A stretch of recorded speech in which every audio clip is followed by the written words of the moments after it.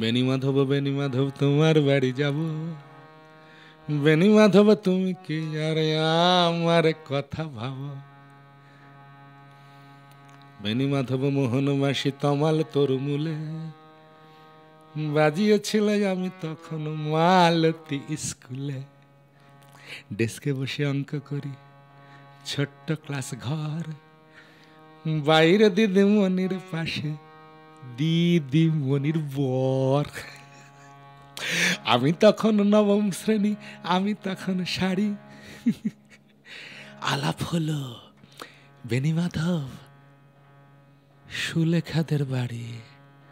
বেনি মাধব লেখা পড়ায় ভালো, শহর থেকে বেড়াতে এলে আমার রং কালো। তোমায় দেখে এক দৌড়ে পালিয়ে গেছি ঘরে। বেনি মাধব আমার বাবা দোকানে কাজ করে। কুঞ্জয়লি গুঞ্জে তবু ফুটেছে মঞ্জরি, সন্ধে বেলা পড়তে বসে অঙ্কে ভুল করি। আমি তখন নবম শ্রেণী, আমি তখন 16।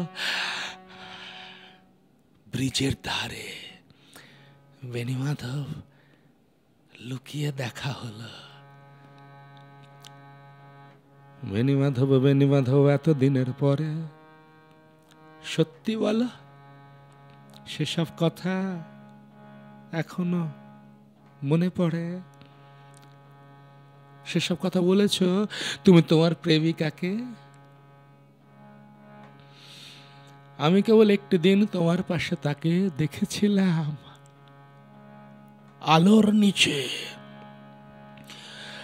অপূর্ব সে আলো। স্বীকার করি দুজনকেই মানিয়েছিল ভালো। জুড়িয়ে দিল চোখ আমার, পুড়িয়ে দিল চোখ। বাড়িতে এসে বলেছিলাম ওদের ভালো হোক।